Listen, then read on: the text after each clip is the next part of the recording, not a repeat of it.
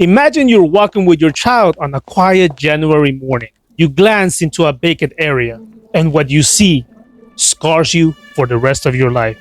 A young woman's body, completely naked, sliced clean in half at the waist, her face carved into a horrific smile from ear to ear, and not a drop of blood on the ground. This wasn't just a murder, it was a nightmare in broad daylight.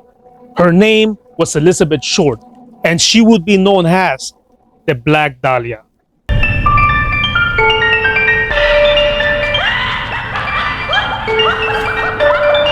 Elizabeth Short was born on July 29th of 1924 in Medford, Massachusetts. She grew up in a broken home, and her father abandoned the family when she was still very young.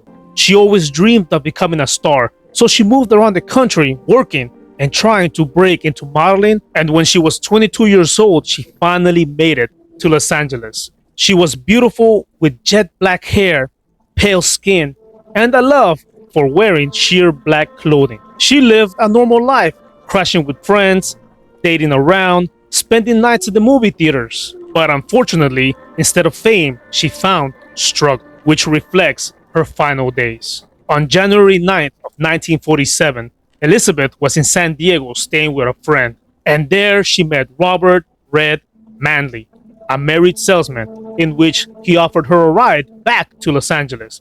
And according to records, he dropped her off at the Biltmore Hotel downtown on January the 10th, and she told him she was meeting her sister, in which she wasn't. And that was the last confirmed sighting of Elizabeth Short alive. For the next few days, her trail goes cold. No one knows exactly where she was or who she was with.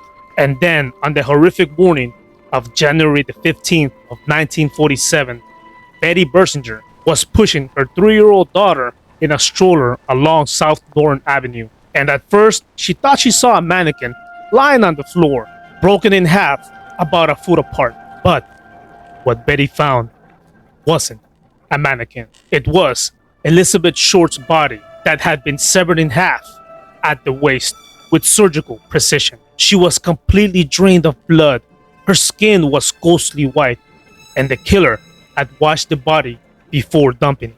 Her face was slashed from the corners of her mouth to her ears, creating what's known as a Glasgow smile. And the official cause of death was a hemorrhage from blunt force trauma to the head, combined with the shock of blood loss. The body was posed with her arms above her head and her legs spread in a nightmare display. No blood was found at the scene, and the murder happened somewhere else. The press quickly nicknamed her the Black Dahlia, inspired by her dark clothing and the recent film, The Blue Dahlia. Then the LAPD launched a massive investigation, interviewed hundreds of people, and over 150 suspects were looked at. More than 60 people confessed, and all of them were false. The first early suspect was Red Manley, who was the last man to see her alive, but he was questioned and released. This case generated thousands of tips, but no solid leads, and the media made things worse, turning Elizabeth into a tabloid legend while her family suffered. It's been decades, and the theories keep coming.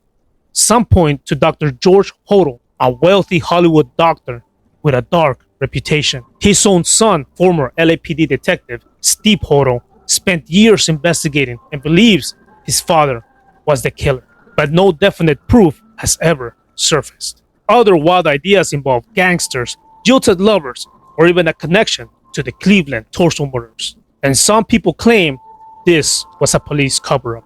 Hundreds of confessions, thousands of pages of files, yet the killer's identity remains hidden behind the veil. It's been nearly 80 years later, and the Black Dahlia's death still remains unsolved.